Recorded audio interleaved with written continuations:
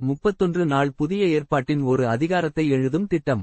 இன்று எழுத வேண்டிய அதிகாரம் எபிரேயர் முதலாம் அதிகாரம் 1 இருந்து 14ஆம் வசனம் வரை.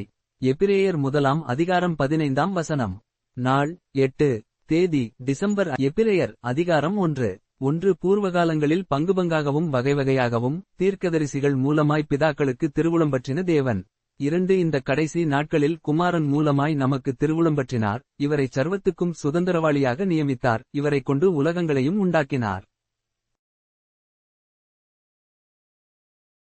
3 இவர் அவருடைய மகிமையின் பிரகாசமும் அவருடைய தன்மையின் சொரூபமுமாயிருந்து சர்வத்தையும் தம்முடைய வல்லமையுள்ள வசனத்தினாலே தாங்குகிறவராய் தம்மாலேதாமே நம்முடைய பாவங்களை நீக்கும் சுத்திகரிப்பை உண்டுபண்ணி உன்னதத்திலுள்ள மகத்துவமானவருடைய வலதுபாரிசத்திலே உட்கார்ந்தார்.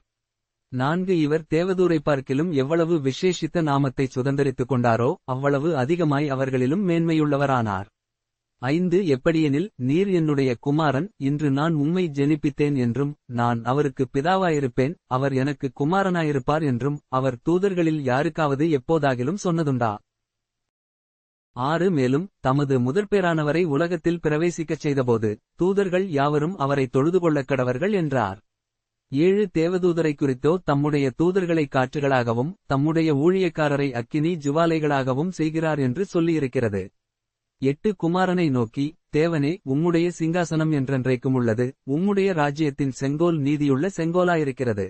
9 நீர் நீதியை விரும்பி அக்கிரமத்தை வெறுத்திருக்கிறீர், ஆதலால் தேவனே, உம்முடைய தேவன் உமது தோழரை பார்க்கிலும் உம்மை ஆனந்த தைலத்தினால் அபிஷேகம் பண்ணினார் என்றும். 10 கர்த்தாவே, நீர் ஆதியிலே பூமியை அஸ்திபாரப்படுத்தினீர், வானங்களும் உம்முடைய கரத்தின் கிரியைகளாயிருக்கிறது. 11 அவைகள் அழிந்து போம், நீரோ நிலைத்திருப்பீர், அவைகளெல்லாம் வஸ்திரம் போல பழைமையாய்ப்போம். 12 ஒரு சால்வையைப் போல அவைகளைச் சுருட்டுவீர், அப்பொழுது மாறிப்போம், நீரோ மாறாதவராயிருக்கிறீர், உம்முடைய ஆண்டுகள் முடிந்து போவதில்லை என்றும் சொல்லியிருக்கிறது. 13 மேலும் நான் உம்முடைய சத்துருக்களை உமக்கு பாதபடியாக்கிப் போடும் வரைக்கும் நீர் என்னுடைய வலதுபாரிசத்தில் உட்காரும் என்று தூதர்களில் யாருக்காவது எப்போதாகிலும் அவர் சொன்னதுண்டா? 14 இரட்சிப்பை சுதந்தரிக்கப் போகிறவர்களின் நிமித்தமாக ஊழியஞ்செய்யும்படிக்கு அவர்களெல்லாரும் அனுப்பப்படும் பணிவிடை ஆவிகளாயிருக்கிறார்களல்லவா? இன்றைக்கு மனப்பாடம் செய்து எழுத வேண்டிய வசனம் எபிரேயர் முதலாம் அதிகாரம் 2ஆம் வசனம். 2 இந்த கடைசி நாட்களில் குமாரன் மூலமாய் நமக்கு திருவுளம்பற்றினார். இவரை சர்வத்துக்கும் சுதந்திரவாளியாக நியமித்தார். இவரைக் கொண்டு உலகங்களை உண்டாக்கினார்.